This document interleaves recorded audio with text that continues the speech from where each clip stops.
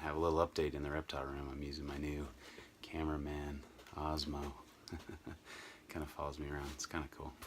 New toy, right? So we just set up everything in the room for breeding this season. So let's check in on a few of the animals here. Alright, this is probably the project I'm most excited for this year. I did get eggs from these guys last year, but they didn't go the distance, and they were kind of a little bit of a train wreck. But I had picked them up as adults last year, so that's probably part of it. You know, it's always difficult to get an animal to breed after you bring it into your collection as an adult. But these guys are phenomenal. Really excited about them. The western black-headed pythons, just so cool looking. I mean, look at that color and pattern.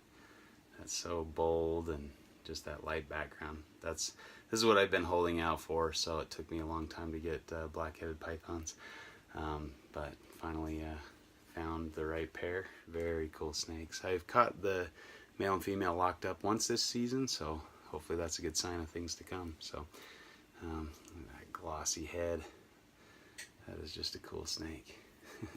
This is a Woma python. Really hoping that they produce this year. They took the year off last year. I've got two females that should go this year. Really nice, bold, clean patterns. Really orange bellies. Really nice looking snakes. I really enjoy the Womas as well. They're a lot different from the blackheads. I thought blackheads and Womas would be really similar, but actually these guys are very different in their behaviors. So kind of cool. Blackheads, the western blackheads anyway, tend to be a little more shy than the Womas. The Womas are a little more outgoing, so that's kind of cool. But man, how can you beat that for a Woma? That's a perfect Woma right there. So these are some of the hardest animals to get on and get good film of, and especially in my room, reptile room, where there's just not a lot of good lighting. This is an inland carpet python, and just really hard to appreciate without seeing them in the flesh how beautiful these things are. So we've been working with these for several years now. I imported a pair out of Europe along probably 5 or 6 years ago, and I've been producing these ever since. This is an animal from a couple years ago that we've held back just because of her cool pattern.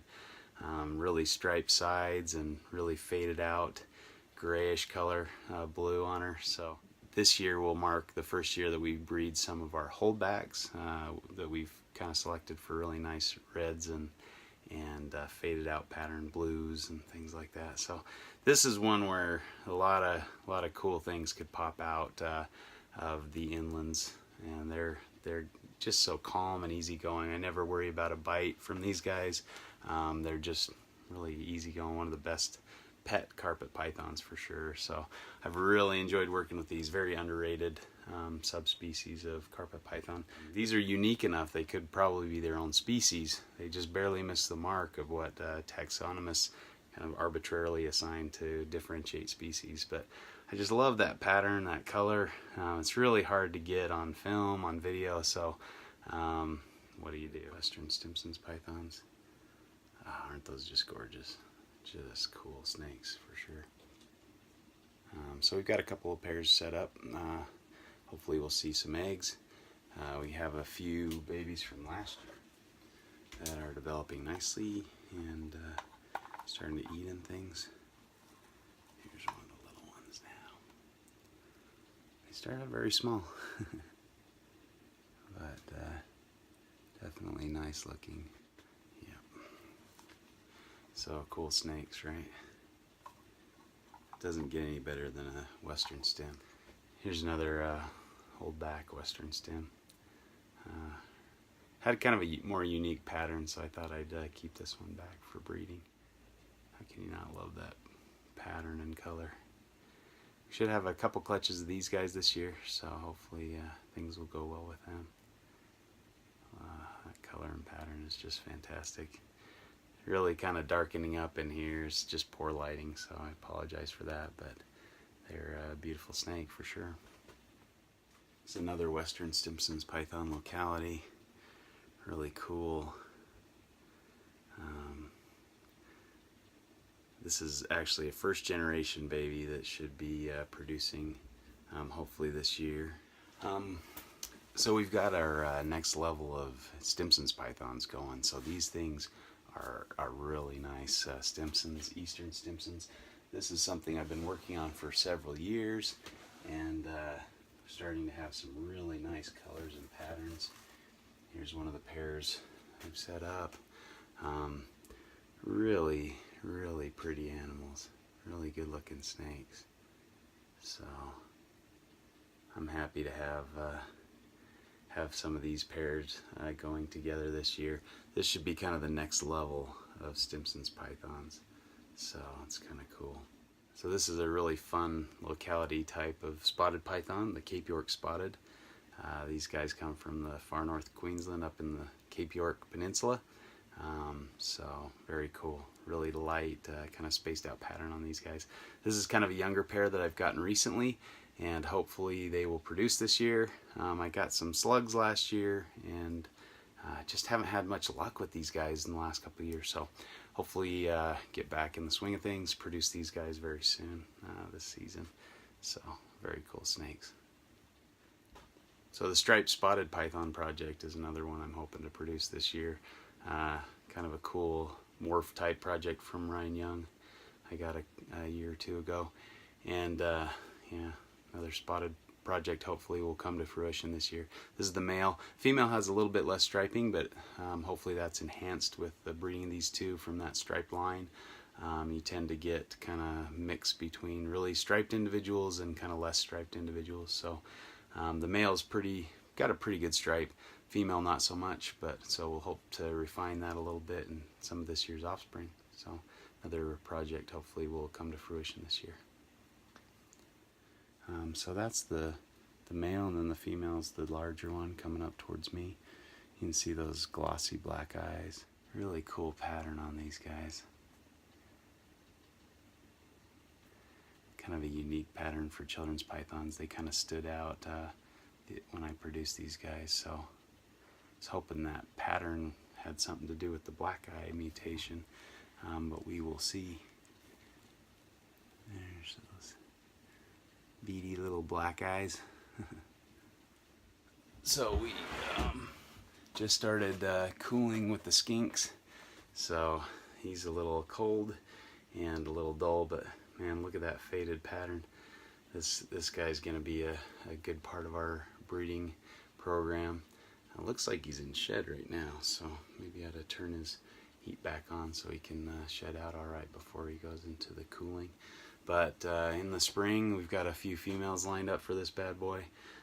He's lighter and more colorful than his father, which is kind of cool. So he's from a hypomelanistic animal bred to a sunrise line female. So should be some good stuff out of this guy. Got some holdback skinks that are looking good. Pretty nice colors. I really like the reds on this one. It's kind of hard to see in this lighting, but really nice oranges on the side, kind of red, more red, kind of burnt umber on the top. But yeah, these guys are turning out nice. The skinks are a lot of fun. They're cool lizards for sure. Right, buddy? Yeah?